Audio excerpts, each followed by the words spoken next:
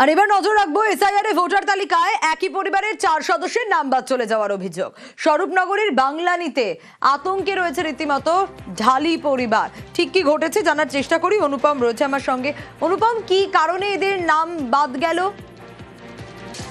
দেখো সোনিয়া, এই যে স্বরূপনগর বাংলানি পঞ্চায়েতের 199 নম্বর বুথে, সেখানে টোটাল 36 জনের নাম বাদ দিয়েছে। তার মধ্যে সব থেকে যেটা ঘটনা, সেটা হচ্ছে এক পরিবারের 5 জন সদস্য, তার মধ্যে 4 জনেরই নাম বাদ চলে গেছে।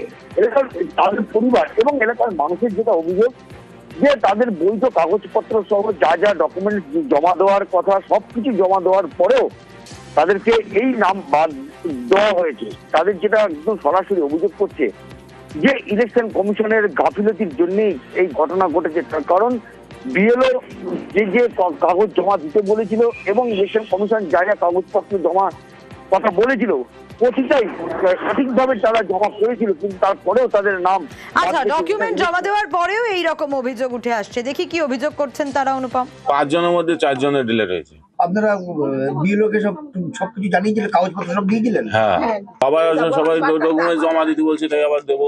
হ্যাঁ, আমার নাম ডিলিট হয়ে গেছে। আমার সব অরিজিনাল কাগজপত্র আছে, মা বাবার আছে, সবাইরে আছে। গ্রামের সবাইরে ভোট কাটা যাচ্ছে কিসের জন্য? এটা যাদের অরিজিনাল কাগজপত্র আছে তাদেরকে ঠিক আছে, যাদের নেই তাদের টেকে যাচ্ছে।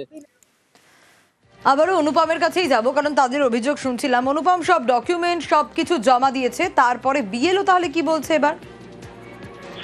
দেখো, আমরা যখন এই যে বুথের যে বিএলও, তার সঙ্গে যখন আমরা যোগাযোগ করি, তিনি যেটা জানিয়েছেন যে তিনি একদম ইলেকশন দপ্তরের আইন অনুযায়ী বা ইলেকশন দপ্তরের নির্দেশ অনুযায়ী যে কাগজপত্র জমা দেওয়ার কথা, এবং এইসব মানুষগুলো যাদের নাম দিয়েছে তারা যেসব কাগজ জমা দিয়েছে সেই সব কাগজ সঠিকভাবেই তিনি জমা করেছেন, কিন্তু তারপরেও এইসব নামগুলো বাদ গেছে সেটা পুরোটাই ইলেকশন দপ্তর জানে। ইলেকশন দপ্তরের বিএলও কি বলছেন দেখি।